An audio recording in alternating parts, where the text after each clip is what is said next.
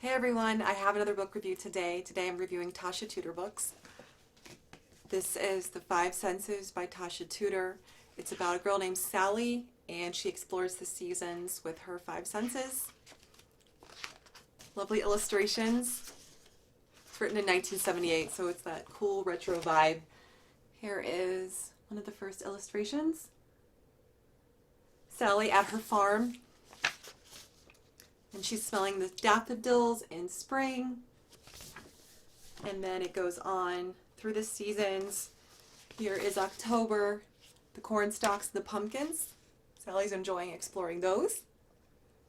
Anyway, super awesome book for preschool age, I think. And then my second Tasha Tudor book. A is for Annabelle.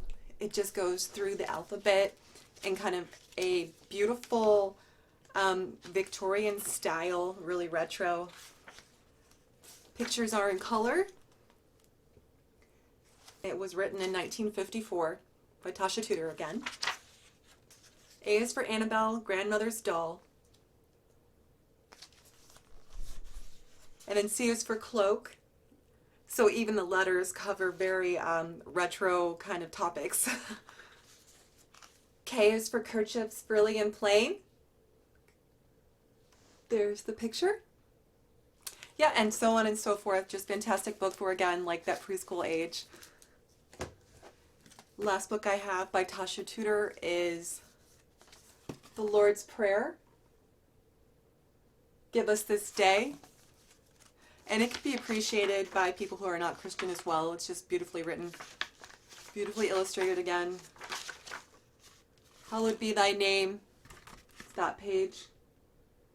Again, those retro-esque illustrations. Hope there's not a glare. Good again for small children, 3, 4, 5, even 6. Thy kingdom come, little boy holding doves.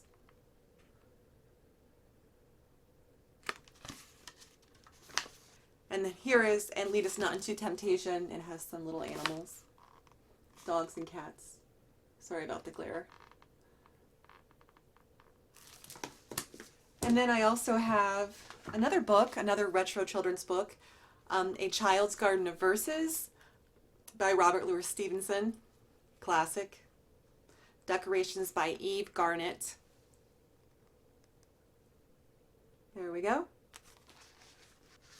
And it just goes through different poems, mostly about children in nature.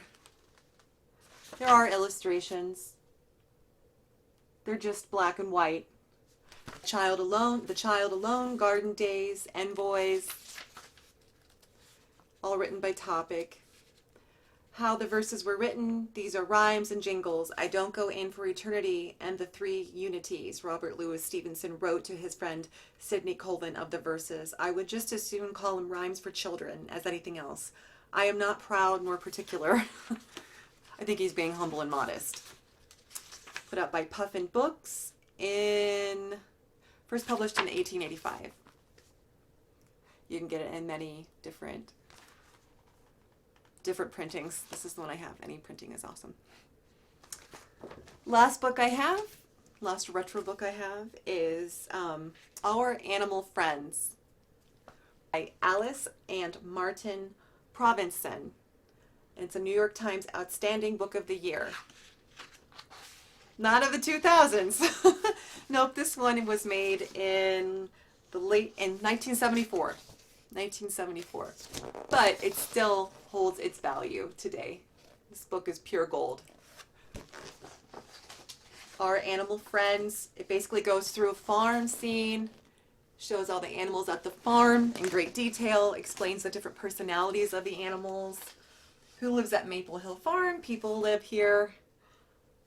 2 dogs and 5 horses live here. A pig lives here. And then and it goes on to list the other animals.